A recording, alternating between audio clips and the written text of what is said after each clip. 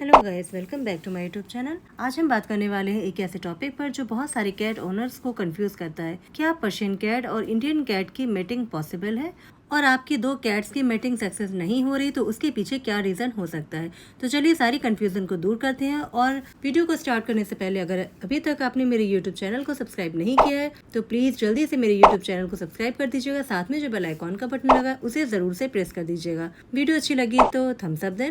मेरे कुछ व्यूअर्स ने स्पेशली कमेंट किया था कि इस टॉपिक पर पूरी हम जानकारी आपको दें, इसलिए वीडियो को एंड तक पूरा जरूर देखिएगा। बीच में बिल्कुल भी स्किप मत कीजिएगा क्योंकि आज की वीडियो आपके लिए बहुत ज़्यादा इन्फॉर्मेटिव होने वाली है। चलिए वीडियो को स्टार्ट करते हैं। सबसे पहले जो क्वेश्चन है वो ये है कि क्या पर्शियन कैट और इंडियन कैट की मीटिंग पॉसिबल है? अक्सर लोगों को इस बात का कंफ्यूजन रहता है, तो चलिए आज का सारा कंफ्यूजन हम दूर करते हैं। तो जो ये सवाल है कि पर्शियन कैट और इंडियन कैट ब्रीड के बीच मेटिंग हो सकती है, तो आंसर ये है कि हाँ, हो सकती है, लेकिन दोनों कैट पूरी तरीके से मैच्योर होने चाहिए, हेल्दी होने चाहिए और कंफर्टेबल होने चाहिए एक दूसरे के साथ। दोनों कैट पूरी तरीके से हेल्दी, मैच्योर, वैक्सीनेटेड होने चाहिए और दोनों को किसी भी तरह का कोई भी हेल्थ इश्यू नहीं होना चाहिए। दोनों कैट्स का वेट भी अच्छा होना चाहिए, तभी जो बच्चे पैदा होंगे हेल्दी होंगे। ब्रीड अलग होने से मेटिंग रुकती नहीं, लेकिन हाँ, ये ज़रूर हो सकता है कि अगर आप दो अलग अलग ब्रीड की मेटिंग करा रहे हैं तो बच्चे कुछ फिर अलग ही तरह के पैदा होंगे। फिर किसी का फेस अलग होगा, किसी का नाक नक्शा अलग होगा, किसी की बॉडी अलग होगी, किसी का फर अलग होगा। क्या ही किया जा सकता है, वो बच्चे कुछ अलग ही तरह के पैदा होंगे अगर आप मिक्स ब्रीड की मेटिंग कराते हैं तो। लेकिन कुछ चीज़ें इम्पोर्टेंट होती हैं। मेटिंग सक्सेस क्यों नहीं हो रही है? अगर आपकी कैट्स के बीच मेटिंग सक्सेसफुल नहीं हो रही है तो इन वजहों पर ध्यान दें। सबसे पहली बात, कैट का मूड या बिहेवियर।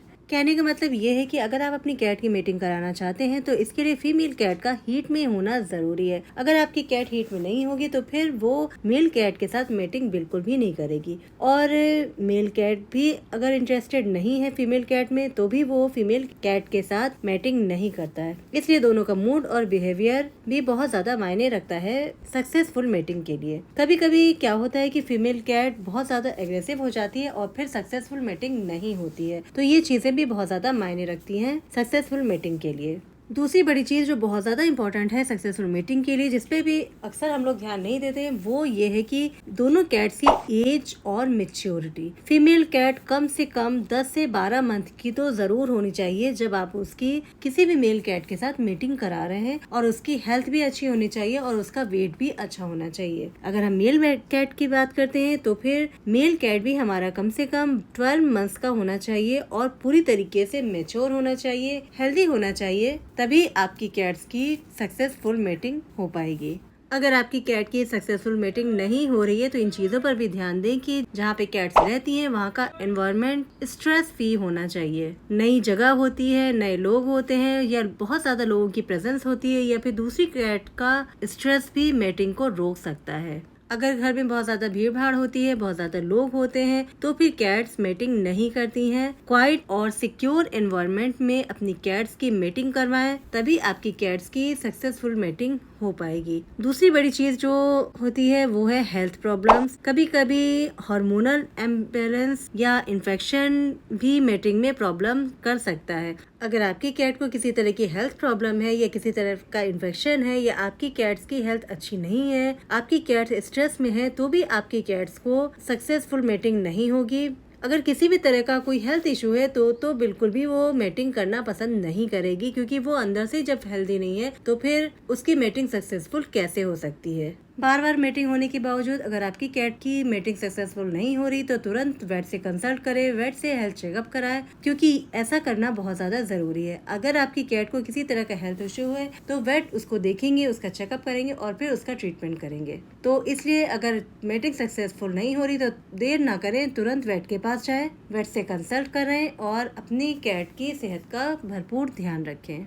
अगर आपकी फीमेल कैट फ्लोर पे रोलिंग कर रही है, लाउड म्यूइंग कर रही है, अपनी टेल को ऊपर उठा रही है, तो आप समझ लीजिए कि आपकी फीमेल कैट हीट में है।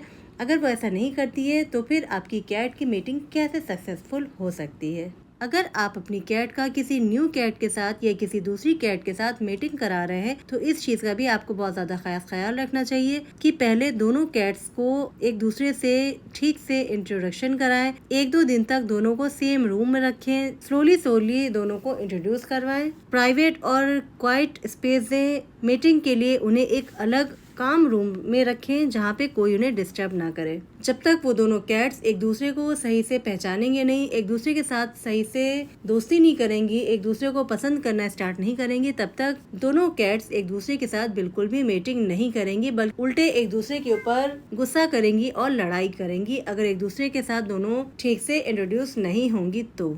और कैट्स में मेटिंग होना तो एक नेचुरल प्रोसेस है, 2-3 अटेम्प्ट लग सकता है, लेकिन ये सब कुछ ये अपने आप होता है, इसमें किसी को भी कुछ भी करने की जरूरत नहीं होती है। कैट्स जब आपस में एक दूसरे से अच्छे से इंट्रोड्यूस हो जाती हैं, एक दूसरे को पसंद करने लगती है, तो अपने आप ही एक दूसरे से मेटिंग करती हैं और ये चीजें बिल्कुल नेचुरल है। लेकिन अगर 2-3 अटेम्प्ट के बाद भी मीटिंग सक्सेसफुल नहीं हो रही है तो वेट से कंसल्ट करना बहुत ज्यादा जरूरी है। ब्रीडिंग करना एक बहुत बड़ी जिम्मेदारी होती है। हर बार ब्रीडिंग का मकसद क्यूट किटन्स पैदा करना नहीं होना चाहिए। आपको अपनी कैट्स की हेल्थ का, उनके फ्यूचर का भी बहुत ज़्यादा ख्याल रखना चाहिए। अपनी कैट्स की केयर करना चाहिए। ऐसा नहीं कि आप सिर्फ उनसे बच्चे ही पैदा कराते रहें, किटन्स ही पैदा कराते रहें और उनकी हेल्थ का बिल्कुल भी ख्याल ना रखें। सबसे ज़्यादा ज़रूरी तो ये है कि आपके पास जो भी कैट्स हैं उनकी हेल्थ का आपको बहुत ज़्यादा ख्याल रखना चाहिए। आपकी कैट्स को टाइम पे डिवॉर्मिंग भी कराना चाहिए, पूरी तरीके से इनका वैक्सीनेशन कराना चाहिए और किसी भी तरह का कोई भी आपकी कैट्स को हेल्थ इशू हो तो तुरंत वेट से कंसल्ट करके उस प्रॉब्लम को सॉल्व करना चाहिए। जो बातें आज की वीडियो में हमने आपको बताई हैं, इन बातों का अगर आप ख्याल रखेंगे तो आपकी कैट्स की मीटिंग भी ज़रूर सक्सेसफुल होगी। आई होप कि आज का वीडियो आपको इन्फॉर्मेटिव लगा होगा। आपकी जो भी प्रॉब्लम्स होंगी आज की वीडियो को देखने के बाद आपकी सारी की सारी प्रॉब्लम्स का सॉल्यूशन निकल जाएगा। आज की वीडियो को यहीं पर एंड करते हैं और आपसे मिलते हैं नेक्स्ट वीडियो में। तब तक के लिए बाय बाय। अपना भी ख्याल रखिए और अपनी कैट्स का भी भरपूर ख्याल रखिए।